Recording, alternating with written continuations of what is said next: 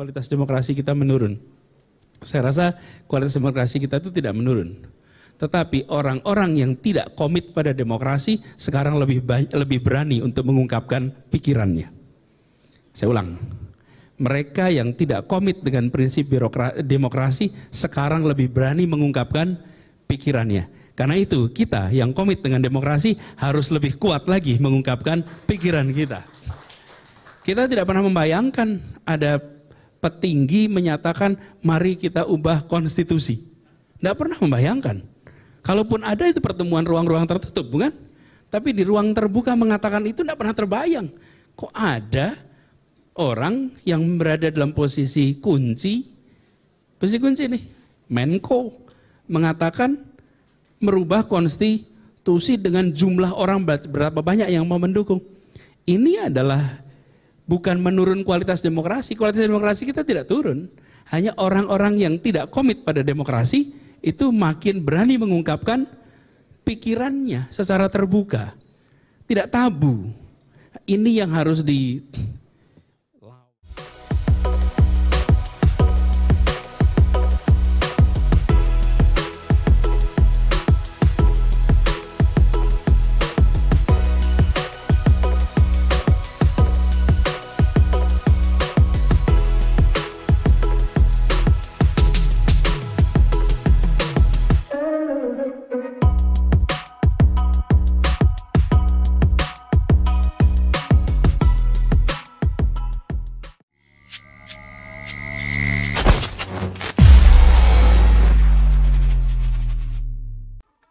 Bismillahirrahmanirrahim. Assalamualaikum warahmatullahi wabarakatuh.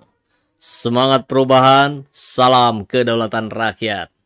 Sahabat SC Channel semua, kalau masih ingat kemarin saya baru saja mengangkat bagaimana ketegasan seorang Anies Rashid Baswedan yang ditunjukkan pada seorang Menko yang berusaha untuk mengubah konstitusi untuk menunda pemilu. Kurang lebih begitu, nanti kita simak detail beritanya. Tapi yang pasti rupanya ucapan dari Anies Baswedan ini ditanggapi oleh Ketua MPR Bambang Susatyo, yang kurang lebih juga mengatakan bahwa ini bukan sesuatu yang bisa dilakukan dengan mudah. Ini kan harus melalui tahapan dan segala macam.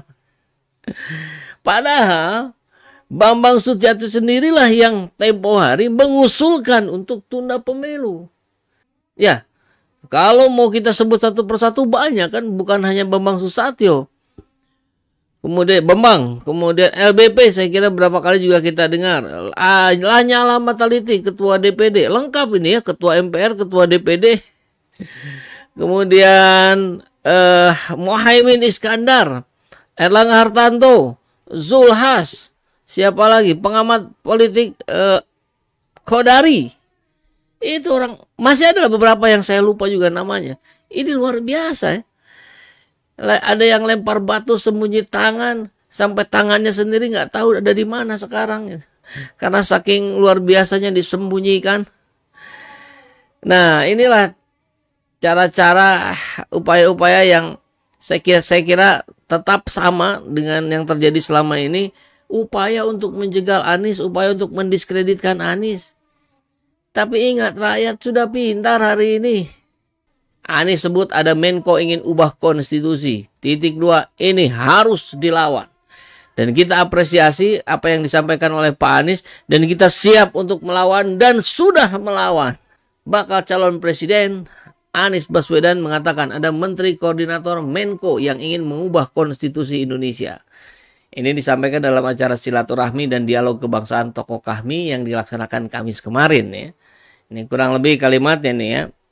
Kok ada orang yang berada dalam posisi kunci, Menko, mengatakan mengubah konstitusi dengan jumlah orang berapa banyak yang mau mendukung. Jadi persoalan mengubah konstitusi hanya cukup dengan menghitung siapa yang setuju, siapa yang tidak. Nah, gitu kita bahas kemarin ya. Padahal persoalannya ini persoalan perjuangan reformasi. Aktivis 98 tentu wajib marah sekali. Karena salah satu yang ditekankan oleh para aktivis 98 bersama kaum buruh dan seluruh rakyat Indonesia adalah pembatasan jabatan 2 periode. Sekarang 2 periodenya tidak berhasil di 3 periode kan, akhirnya dicari celah untuk tunda pemilu.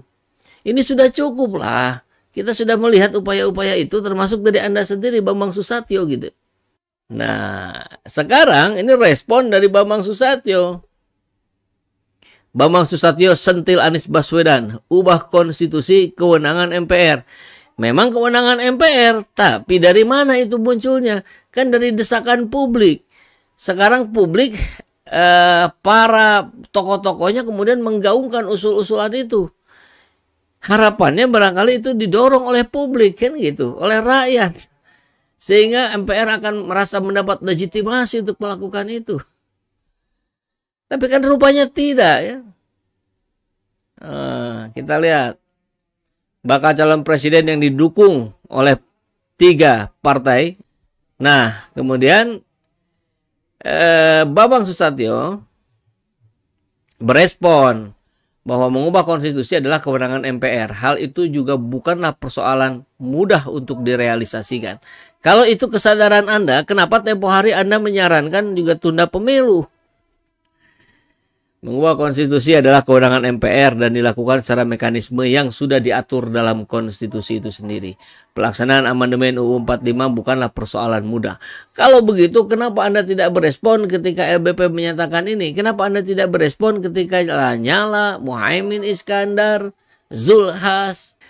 Nah, menurut dia, Pasal 37 Undang-Undang Dasar 45 menyebutkan usul perubahan pasal-pasal dalam UU 45 dapat diagendakan di MPR apabila diajukan sekurang-kurangnya sepertiga dari jumlah anggota MPR. Ya ini yang persoalannya kemudian kita sinyalir, ada sinyalemen kuat bahwa partai-partai bisa dibeli. Nah itu soalnya gitu kan. Kalau itu gagal, alhamdulillah syukur. Tapi apakah itu sebuah keniscayaan? Kan rasanya memang seperti itu yang nampak di hadapan publik, minimal begitu kan. Setiap usul perubahan pasal-pasal undang-undang dasar diajukan secara tertulis dan ditunjukkan dengan jelas bagian yang diusulkan untuk diubah beserta alasannya. Selanjutnya kata dia, sidang MPR untuk melakukan amandemen UU 45 harus dihadiri oleh sekurang-kurangnya 2/3 dari jumlah anggota MPR. Ya ini mah harusnya Anda nggak usah jelasin. Cucu Anda saja pasti bisa yang ngejelasin. Berdasarkan bunyi pasal tersebut dapat diketahui bahwa langkah pertama dalam proses perubahan UUD 45 adalah kehendak mayoritas anggota MPR terhadap ide perubahan Undang-Undang Dasar 45. Nah itu kan yang jadi soal kita hari ini. Bagaimana kita bisa meyakini bahwa apa yang disuarakan oleh anggota MPR adalah suara rakyat. Ketika kita ketahui juga dengan persis bagaimana partai-partai itu berada dalam koalisi pemerintah. Mayoritas. Kan sulit ya kemudian untuk kita meyakini bahwa ada dinamika yang sehat di dalam. Apakah itu tidak sekedar pengaturan saja dari atas gitu? Karena sudah ada deal-deal politik sebelumnya, kan mungkin saja begitu gitu.